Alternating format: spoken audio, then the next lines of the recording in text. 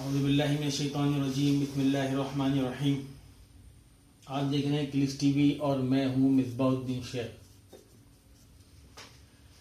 सुबह से बल्कि कल रात से एक मुसलसल सोशल मीडिया पे एक हंगामा मचा हुआ है और वो हंगामा हो रहा है कि बांग्लादेश में जो है इनकलाब आ गया। बांग्लादेश में जो सियासी मामलात हैं वो ठीक हो गए और अवाम ने ये कर दिया, अवाम ने वो कर दिया।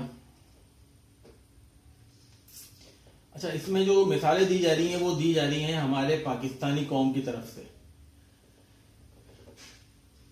मैं बहुत सारी बातें करता हूं तो लोगों को लगता है कि मैं किसी जमात के खिलाफ हूं।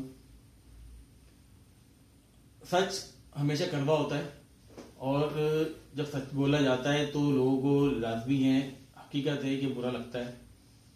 फिर किसी भी सियासी जमात के, खासकर जमात इस्लामी के लोग आते हैं और फिर वो अपने हिसाब से कमेंट्स करते हैं, क्योंकि समझ तो उनको आती नहीं है।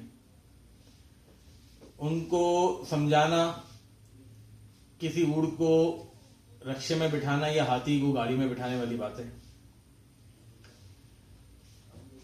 मुसलसल मेरे वीडियो पे जो कमेंट्स आए और जमात इस्लामी की तारीफ की गई तो मैंने उनको एक ही बात बोली कि वक्त का इंतजार करें आप, और ये वक्त दूर नहीं है कि अभी कुछ ही 2-3 दिन की बात है, आपको पता चल जाएगा कि आप लोगों के साथ क्या हुआ है। और आपके रहनुमा, आपके लीडर, आपके कायद ने, आपके जो जमात के सरबराह हैं, उन्होंने आप लोगों के साथ क्या किया, किस तरह आप लोगों को यूज करा है। जब बांग्लादेश की बात हो रही थी कि बांग्लादेश की जो बात लोग मिसालें दे रहे हैं कि पाकिस्तान में भी ऐसा होगा, पाकिस्तान में भी ये होने वाला है। सबसे पहली बात तो ये है कि किसी भी कौम की बात करी जाए, इससे पहले हम एक कश्मीर के ऊपर इशू पे बात कर रहे थे।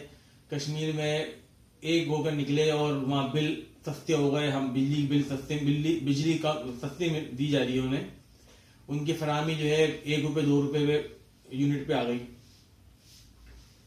तो वो एक कौम बन के निकले।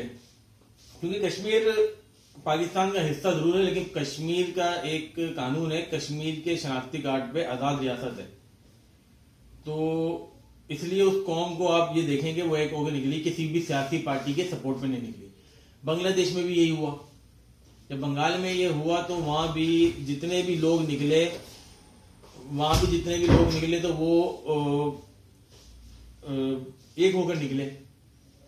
वहां किसी भी सियासी पार्टी की बिना पे नहीं निकले।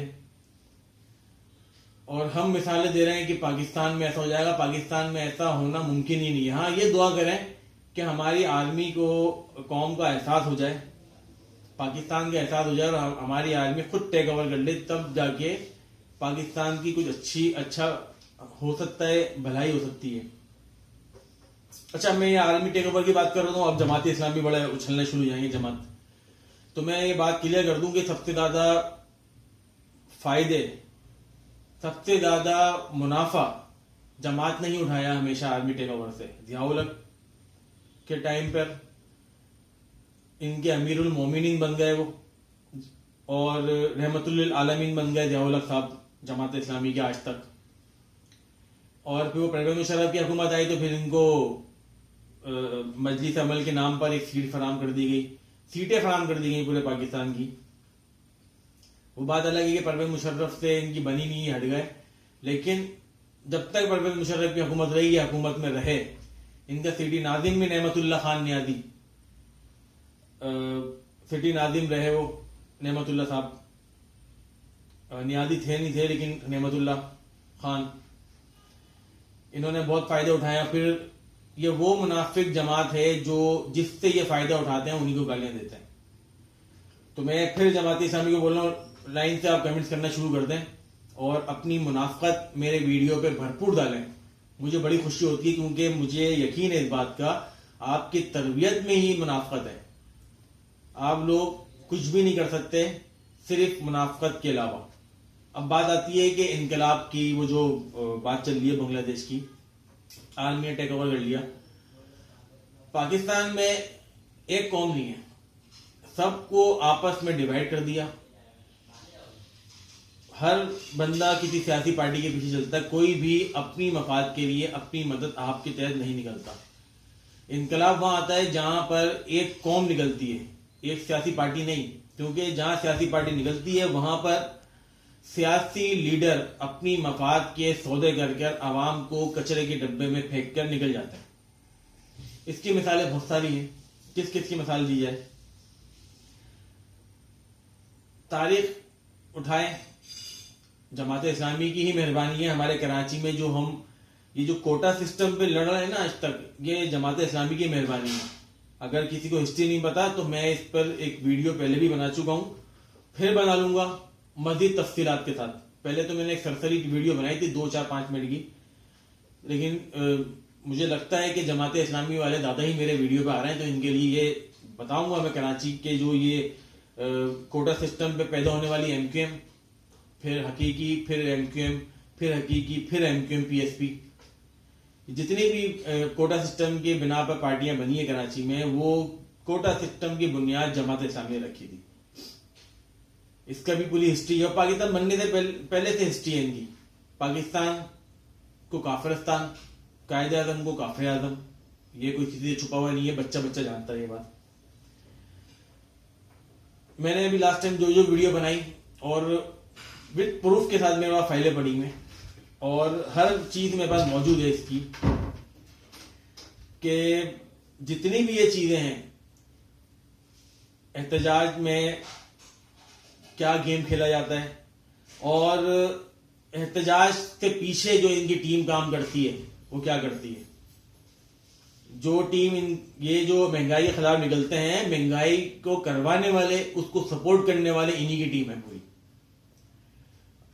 बांग्लादेश के इनकलाब की बात जो आती है, मैं घूम घुमा के फिर आ जाता हूं, क्योंकि बात करते करते ना मेरे ध्यान में वो कमेंट्स आ जाते हैं जो मुसलसल जमाती जो है जमात के फेवर में कर रहे हैं।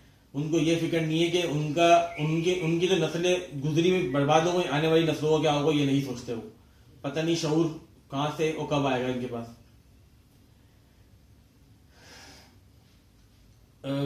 कराची में या पाकिस्तान में इनकलाब जब आएगा जब एक कौम बन के निकलेंगे, और एक कौम यहां है नहीं।